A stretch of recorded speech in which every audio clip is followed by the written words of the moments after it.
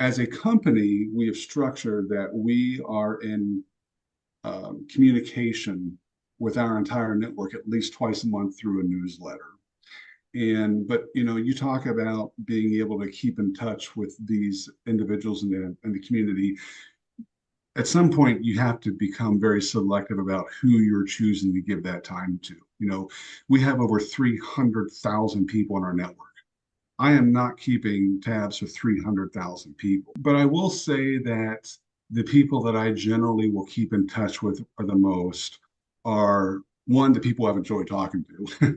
And I don't know if I've ever thought about this, if I have a trifecta that someone needs to match, but being an owner and I have the luxury of being able to make those decisions, but it's usually people that I enjoy talking to the most, people who are influential, within our organization, and people who are influential within the industry.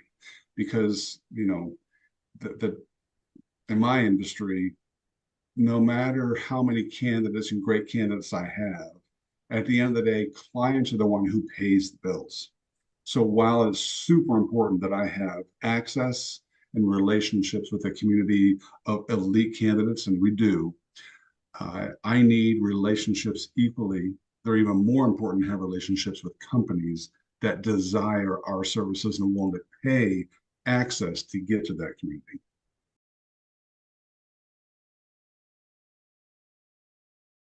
If a company has ever done business with Artemis, I will continue to track them and at an appropriate pace until the end of time. It's just I I just I don't I think that's where a lot of people stumble when it comes to sales. They have a client and they fulfilled that, client's mission or wish, whatever it was, and then they move on.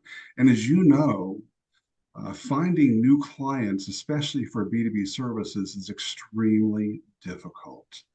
And it's been that case, for as long as I've been doing this business in this industry. So I do my best to try to keep in touch with these individuals. And when I do keep in touch with them, rarely, probably never, and I've learned this and evolved through the years, am I keeping in touch saying, hey, do you have anything that's for us to work on right now? My approach in reaching out to them, just checking in on you, hope you have a good holiday season. I'm not asking for anything, just checking in, and but it's got to come from a place that people feel like you are genuinely interested in them as an individual, not interested in them as a vendor or a customer or a client. And it goes back to how I bring back and think about people in terms of relationships, not necessarily because of your client. And now, also through the years, we've had hundreds of clients, if not maybe thousands. I'm not going to keep in touch with hundreds on a monthly basis, right? So, but because sometimes those companies that go out of business, so they're bought and sold, so they fall off, my tracking and pipeline tracking. But I will still follow up with them, but the cadence will probably broaden. So instead of, once every quarter, maybe it becomes once every 6 months, and then once every 9 months, and then once a year. So it's, more manageable. But that is something else I've noticed that a lot of small B2B businesses, stumble on, is they forget to continue to pursue that.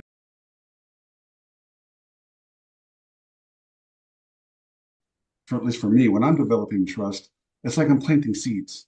I'm planting seeds, and those seeds might not yield anything for years, and they might not ever harvest anything. But sometimes they do, and some of those seeds will sprout to be beautiful gardens, and some seeds will sprout to be one flower, it's one search. But, every little bit of trust that I can plant is just a little seed, and one never knows what is going to yield from that. Too often, people will pursue these new clients and hoping that they can turn into something immediately. And depending on the words you use, the way you act when you're around them, and how you approach them, that is your one opportunity to develop that seed of trust. And if you mess up that first opportunity and they feel like they're being sold or you're disingenuous, you're going to lose that. And you have to be mindful about that approach. And then you also have to be mindful that you're not looking for the immediate hit. Yes, we all want that, but if you're going in there with that as your intent and that is your only desire, people feel that. And so just go into it that you're trying to start a relationship. You don't know if it's going to yield anything tomorrow or next year or the following.